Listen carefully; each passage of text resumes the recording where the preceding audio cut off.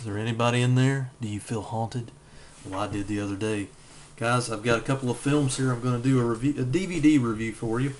As before, I'm going to talk about the story, tell you about the special features therein, where the video comes from if you should want to see it.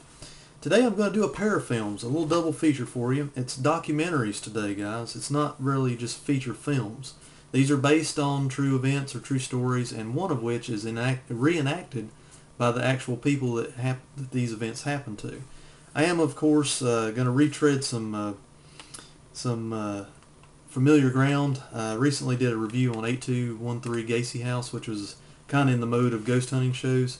This kind of piggybacks on that, but remember, these are documentaries that were seen previously on the Discovery Channel.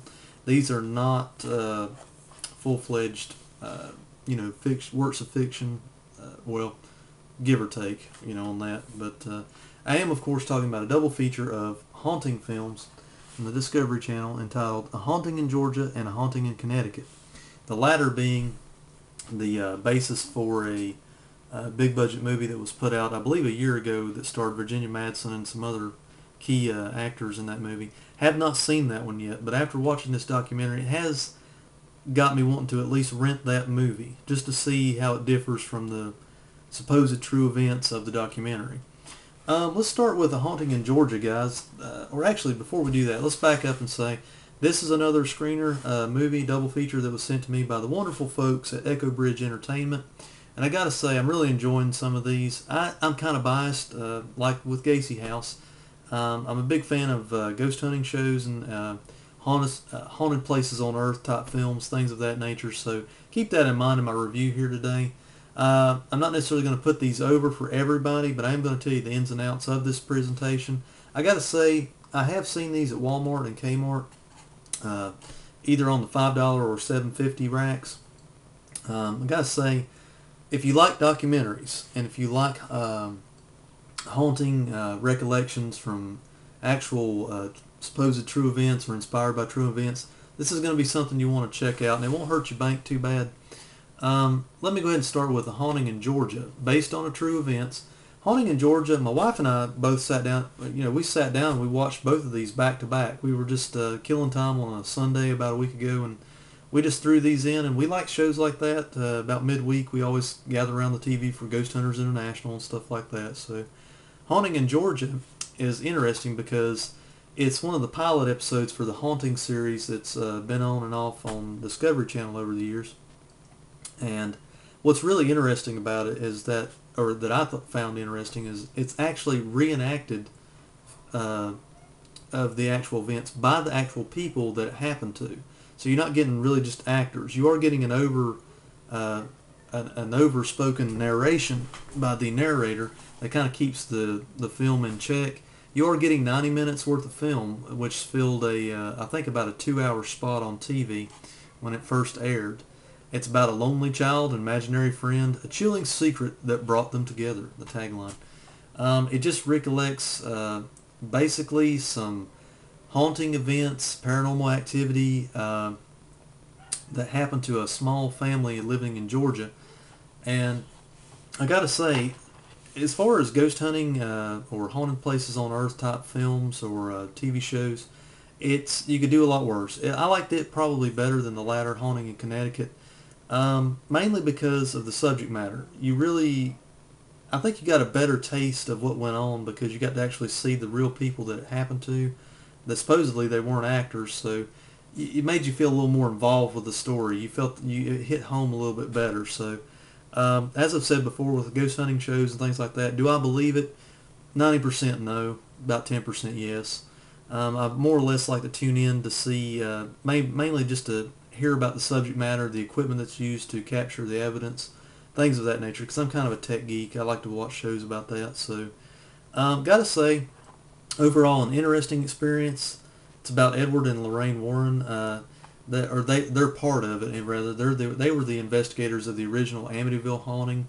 That we all know that there was 3 movies based on that, or actually there's more than that. I think there's about 4 or 5 movies based on that. So Karen and Ed Parker were the victims of the haunting in Georgia, and it's just about an hour and a half recollection of like from beginning to end, from whenever they were living in that particular property, all the different entities that they came in contact with, good and bad. So overall, the DVD presentation of it, of course, it is in full screen because its original exhibition was for the TV home video market, or home cable market. That can be seen as a con. It can be seen as, you know, an indifference for me because I kind of figured it would be in full screen anyway. So because that's the way it was shot, so there's no major con there. Overall picture quality was pretty good. No qualms with that. Sound quality was pretty good too. So no problems with that. Let's get on to a haunting in Connecticut based on true events. And of course, I believe this is where they pulled the subject matter for the Haunting in Connecticut movie that came out about a year ago. The tagline is, "Not all spirits who wander are lost." It is usually not my cup of tea to watch things about exorcism. It's just not my favorite subject in or around the horror genre, just for personal preference reasons. But this one does kind of rope you in a little bit more. It's a little more, you know, jabbing you in the gut as far as the actual events that went on. It is narrated, and you get the little shadow over the people. They don't actually show the original family. They show the mother, the son, and one of the sons, and kind of get their take on what went on during this time frame.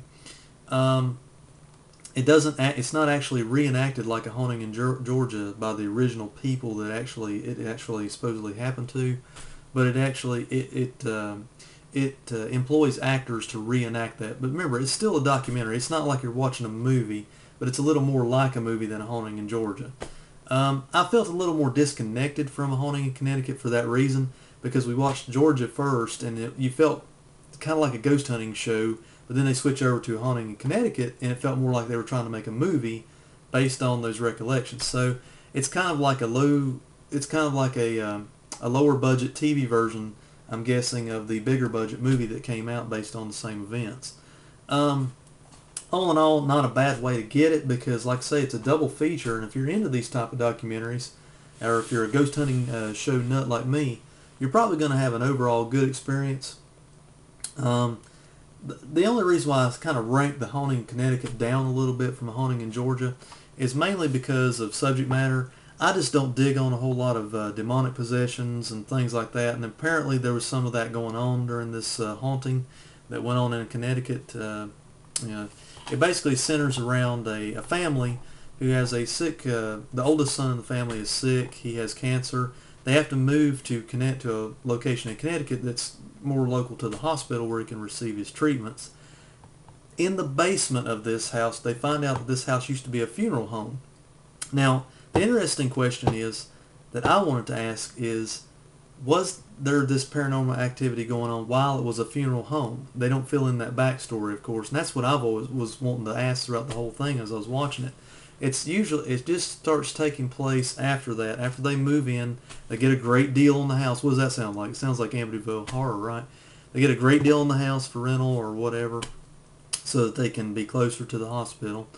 And they noticed that this place was a working funeral home, and it had crucifixes all throughout the house.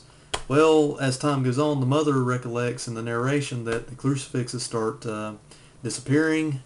Weird demonic things start happening, and I gotta say, guys, why do these people stay in these homes? You know, we all think the same thing. Get out. Why do you stay there? I mean, yes, it is a troubled time. Your child is sick, but do you want things like that to happen to your overall family and everybody in the house? No, you get out. But then again, if they didn't, we wouldn't have these stories to tell, and you wouldn't be getting this DVD review from me today. And overall, the things that go on, they do perform an exorcism in the home, things of that nature, and that's when I watched the rest of it to be thorough and to be a good reviewer at it. But guys, usually that's just not that's just me. You know, it's not my cup of tea. But I watched it. Overall, if you like those type of films, or documentaries rather, you're going to enjoy this because it won't hurt your pocket too bad. You'll get a double feature on it. I'm going to go ahead and say, if you're into, I'm going to give it the documentary seal of approval, but not an overall film seal of approval, mainly because that's not what this is. It's not the type of presentation. But in terms of getting good bang for your buck, if you're into those type of shows, you could do a lot worse. These things are great. I'm going to go ahead and say pick it up. You can find these out at your local Kmart, Walmart, local retail stores in abundance. I've seen these on many shelves before. And again, this was sent to me for review by the wonderful folks over at Echo Bridge Home Entertainment. I will put their link as before down the little info section underneath this video. So if you want to pick it up from their website, you can also check out all their different selections. They do all different kinds of genres. Anything from horror to science fiction, action, comedy, you name it, they got it. They had a lot more than I ever thought that they would have on their website available. So go and check them out. You know, if you have time and you want to check it out and see what they got. There you have it. The review, DVD review. Oh, before we go, to be thorough, guys, let's back up a second. Let's not be too hasty. Haunting in Connecticut. Overall, full screen exhibition, just like for the home video market as the Haunting in Georgia. Overall picture quality great. The overall sound quality was pretty. It was a lot. I think it was a step up from Haunting in Georgia, mainly because it had more of a film production value to it, and it tricked out a little bit better on the surround sound. So there you have it. Haunting double feature. Haunting in Georgia, Haunting in Connecticut. Check it out, guys. At least give it a rental. See if it's your cup of tea. And if you want to buy it, it ain't going to break your bank too bad. Take care, dudes, and I'll see you next time.